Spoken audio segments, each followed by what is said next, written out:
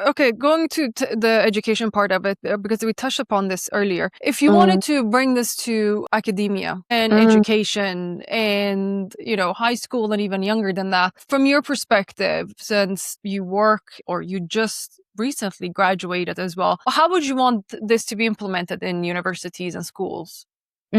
So actually my dissertation research focused on this. So I created a framework. Yeah, I created a framework to support teachers in cell biology teach their subject using AI. So I think it's actually about how do you empower the teachers first to feel comfortable with it, then you cascade the curriculum out into young people, because the teachers are the ones delivering the information. If they themselves are blocked, the students are not going to be able to get it.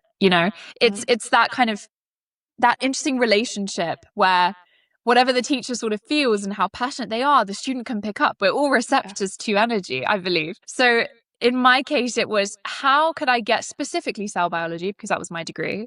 How could I get teachers to feel safe with the technology? And it really was about giving them a handbook, giving them a framework and saying, follow these steps, spend maybe, I don't know, like an hour a day less if you don't have time, 30 minutes, play around with the tools, see how it maps to the pillars, try the framework out, test to see if what you create in terms of your classroom resources actually could be augmented by AI. Why? How? Triggering those questions and then being able to say, okay, you've learned all of these things. How can you then put that into a classroom context? How comfortable do you feel talking about a technology you just learned about last week? It's about building that in teachers first.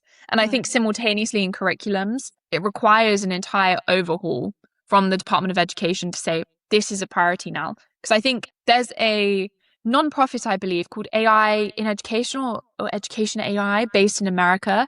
Absolutely incredible team of teachers who come together and essentially will make free resources, have an entire website dedicated to teacher empowerment for the usage of AI in schools. And that I think is fantastic because if one teacher community does it, they feel seen. Whereas if there are startups that have never been in the education system trying to push AI, it's very different. So it starts with the teachers, in my opinion. Yeah, I do agree. But I also like, this is my perspective, and I also like that people are hesitant. Me Because too, actually. Yeah. that hesitancy brings a lot of questions, which I think everyone has the right to ask, especially when, we are getting new technology coming into play.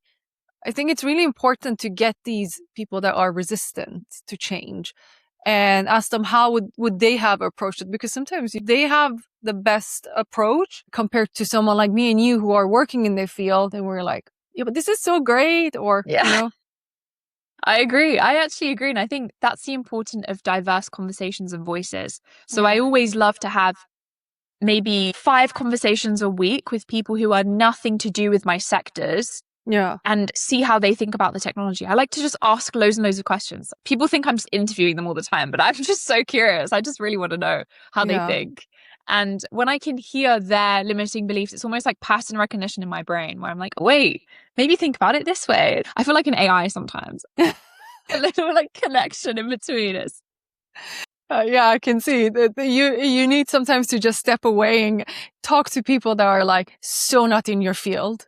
Yeah, absolutely. I love talking to artists about technology because some of them are total Luddites and they're just like, I never want to see a piece of Mac anywhere, let alone an AI bot. Others are like, actually, I feel like I've been enhanced 80-fold. All the boring admin stuff is gone. I just do what I love now. It's two sides. We need these conversations and perspectives, I think. Yeah, I agree. I think use it as a tool plus everything else. It doesn't need to take over your world. Exactly. But that's not going to happen.